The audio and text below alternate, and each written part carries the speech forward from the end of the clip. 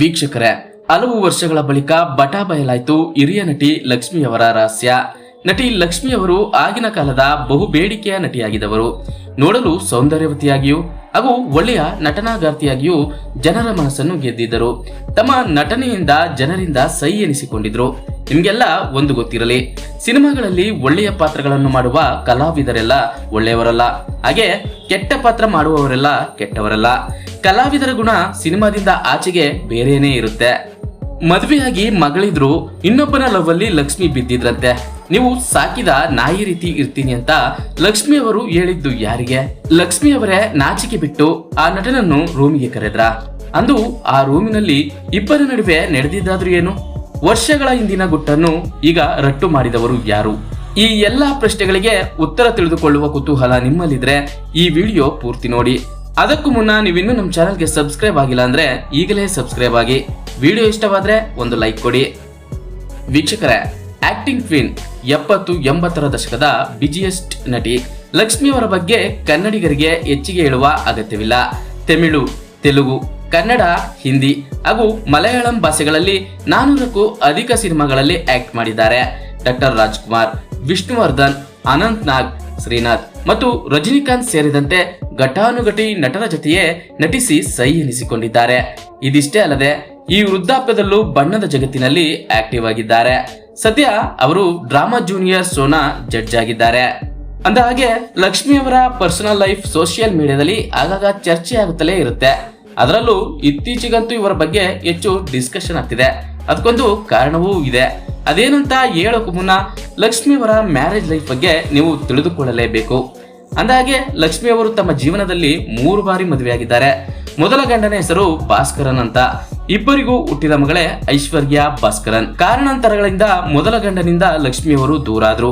ಇದಾದ ಬಳಿಕ ಲಕ್ಷ್ಮಿಯವರು ನಟ ಮೋಹನ್ ಶರ್ಮರನ್ನು ಮದುವೆ ಆದ್ರು. ಆದ್ರೆ ಇದು ಕೂಡ ಹೆಚ್ಚಿಗೆ ದಿನ ಉಳಿಯಲಿಲ್ಲ. ಇಬ್ಬರು 1975ರಲ್ಲಿ ಮದುವೆಯಾಗಿ 1980ರಲ್ಲಿ ಡಿವೋರ್ಸ್ ಆದ್ರು. ಇದಾದ ಬಳಿಕ ಲಕ್ಷ್ಮಿಯವರು ಶಿವಚಂದ್ರ ಎಂಬುವರನ್ನು ಮದುವೆಯಾಗಿ ಇದೀಗ ಜೀವನ ನಡೆಸುತ್ತಿದ್ದಾರೆ. ಒಟ್ಟಾರೆ ಲಕ್ಷ್ಮಿಯವರು 3 ಮದುವೆ ಮಾಡಿಕೊಂಡಿದ್ದಾರೆ. ಅಂದ ಹಾಗೆ ನಾವೀಗ ಅಸ್ಲಿ ಮ್ಯಾಟರ್ ಕಡೆ ಬರೋಣ. 2ನೇ ಗಂಡ ಅಥವಾ ಮಾಜಿ ಪತಿ ಮೋಹನ್ ಶರ್ಮಾ ಇತ್ತೀಚೆಗಷ್ಟೇ ಇಂಡಿಯಾ ಗ್ಲಿಚ್ ಮಾಧ್ಯಮಕ್ಕೆ ಇಂಟರ್ವ್ಯೂ ನೀಡಿದ್ರು. ಈ ವೇಳೆ ಶರ್ಮಾ ಅವರು ಮಾಜಿ ಪತ್ನಿ ಲಕ್ಷ್ಮಿ ಕುರಿತು ಆಡಿರುವ ಮಾತುಗಳು ಇದೀಗ ಎಲ್ಲರ ಉಬ್ಬೇರಿಸಿದೆ. 1974ರಲ್ಲಿ ತೆರೆಕಂಡ ತಮಿಳಿನ ಚಟ್ಟಕಾರಿ ಸಿನಿಮಾ ಮೂಲಕ ಇಬ್ಬರು ಮೊದಲ ಬಾರಿಗೆ ಮೀಟ್ ಆದರು. ಆ ಸಮಯದಲ್ಲಿ ಶರ್ಮಾ ತಮ್ಮ ತಂದೆ ತಾಯಿ ಜೊತೆ ಮುಂಬೈನಲ್ಲಿ ವಾಸವಿದ್ರು. ಶರ್ಮಾ ಅವರು ಶೂಟಿಂಗ್ ನಿಮಿತ್ತ ಆಗಾಗ ಚೆನ್ನೈಗೆ ಬಂದು ಶೂಟಿಂಗ್ ಮುಗಿಸಿ ವಾಪಸ್ ಮುಂಬೈಗೆ ಹೋಗ್ತಿದ್ರು. ಒಂದು ದಿನ ಶರ್ಮಾ ಅವರು ತಮ್ಮ ಮುಂಬೈ ಮನೆಯಲ್ಲಿ ಇರುವಾಗ ಒಂದು ಫೋನ್ ಕಾಲ್ ಬರುತ್ತೆ. ಅದನ್ನು ರಿಸೀವ್ ಮಾಡಿದಾಗ ಮಹಿಳೆಯ ಧ್ವನಿ ಕೇಳಿಸುತ್ತೆ. ಅಷ್ಟಕ್ಕೂ ಆ ಕರೆ ಮಾಡಿದ್ದು ಬೇರೆ ಯಾರೂ ಅಲ್ಲ, ಅವರು ನಟಿ ಲಕ್ಷ್ಮಿ. ಆ ಕಾಲದಲ್ಲಿ ತುಂಬಾ ಫೇಮಸ್ ಆಗಿದ್ದ ಲಕ್ಸ್ ಸೋಪ್ ಜಾಹೀರಾತು ಶೂಟಿಂಗ್ ಆಗಿ ಲಕ್ಷ್ಮಿ ಅವರು ಮುಂಬೈಗೆ ಹೋಗಿದ್ರು. ಶರ್ಮಾ ಜೊತೆ ಮಾತನಾಡಿದ ಲಕ್ಷ್ಮಿ, ಸ್ವಲ್ಪ ಶಾಪಿಂಗ್ ಮಾಡಬೇಕಿದೆ, ನನ್ನ ಜೊತೆ ಬಂದು ಸಹಾಯ ಮಾಡ್ತೀರಾ ಎಂದು ಕೇಳಿದ್ರಂತೆ. ಶಾಪಿಂಗ್ ತಾನೇ, ಸರಿ ಎಂದು ಶರ್ಮಾ ಅವರು ಲಕ್ಷ್ಮಿ ಜೊತೆ ತೆರಳಿದ್ದಾರೆ. ಮುಂಬೈನ ಸಾಕಷ್ಟು ಸ್ಥಳಗಳಿಗೆ ಭೇಟಿ ನೀಡಿದ ಇಬ್ಬರು ಕೊನೆಯಲ್ಲಿ ಪರ್ಫ್ಯೂಮ್ಗಳು ಇರುವ ಜಾಗಕ್ಕೆ ಹೋದ್ರಂತೆ. ಈ ವೇಳೆ ಶರ್ಮಾ ಅವರು ಅಂಗಡಿಯಲ್ಲಿ ನಾಯಿಯ ಆಕಾರದಲ್ಲಿದ್ದ ಆಫ್ಟರ್ ಸೇವ್ ಲೋಷನ್ ನೋಡಿದ್ರು. ಆದ್ರೆ ತುಂಬಾ ಕಾಸ್ಟ್ಲಿ ಆಗಿದ್ರಿಂದ ಅದನ್ನು ಅಲ್ಲಿಯೇ ಇಟ್ಟು ವಾಪಸ್ ಬರ್ತಾರೆ. ಇಬ್ಬರು ಶಾಪಿಂಗ್ ಮುಗಿಸಿ ಊಟ ಮಾಡಿ ಲಕ್ಷ್ಮಿ ಅವರು ಉಳಿದುಕೊಂಡಿದ್ದ ಹೋಟೆಲ್ ಕಡೆ ತೆರಳುತ್ತಾರೆ. ಆಗ ಸಮಯ ರಾತ್ರಿ 9 ಗಂಟೆ ಆಗಿತ್ತು.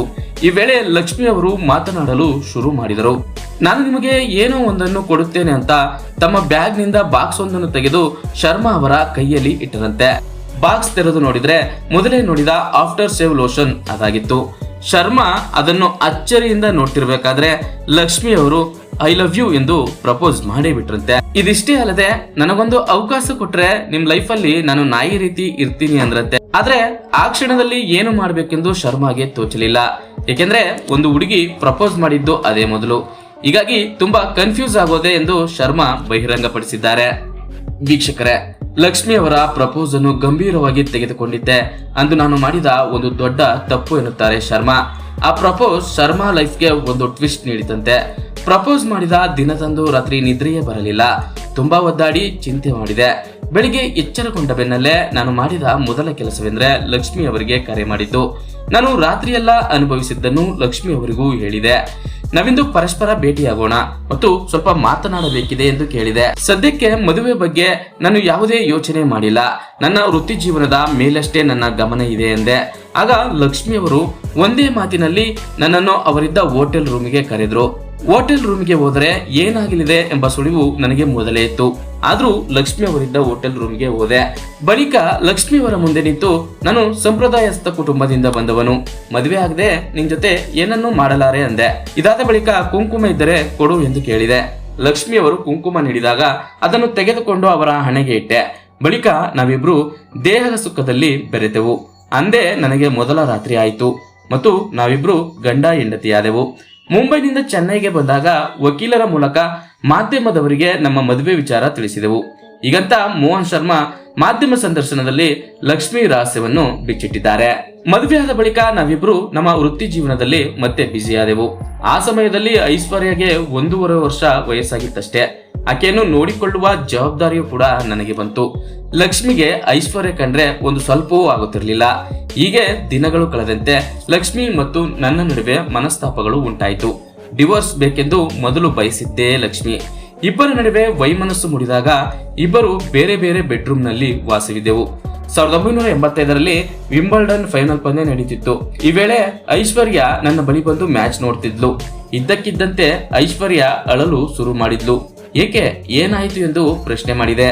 ನೀವು ಮನೆಯಲ್ಲಿ ಇಲ್ಲದ ಸಮಯದಲ್ಲಿ ತಾಯಿ ಮತ್ತೊಬ್ಬ ವ್ಯಕ್ತಿಯ ಜೊತೆ ಆಗಾಗ ಮಾತನಾಡುತ್ತಿರುತ್ತಾರೆ ಅಂದಳು. ಈ ಮಾತು ಕೇಳಿದ ನನಗೆ ತುಂಬಾ ಕೋಪ ಬಂತು.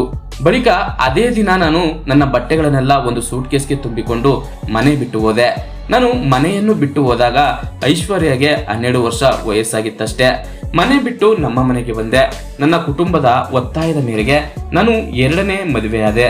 ನನಗೀಗ ಓರ್ವ ಗಂಡು ಮಗನಿದ್ದಾನೆ. ಆತ ಜರ್ಮನಿಯಲ್ಲಿ ವಿದ್ಯಾಭ್ಯಾಸ ಮಾಡುತ್ತಿದ್ದಾನೆ ಎಂದು ಮೋಹನ್ ಶರ್ಮಾ ಹೇಳಿದ್ದಾರೆ.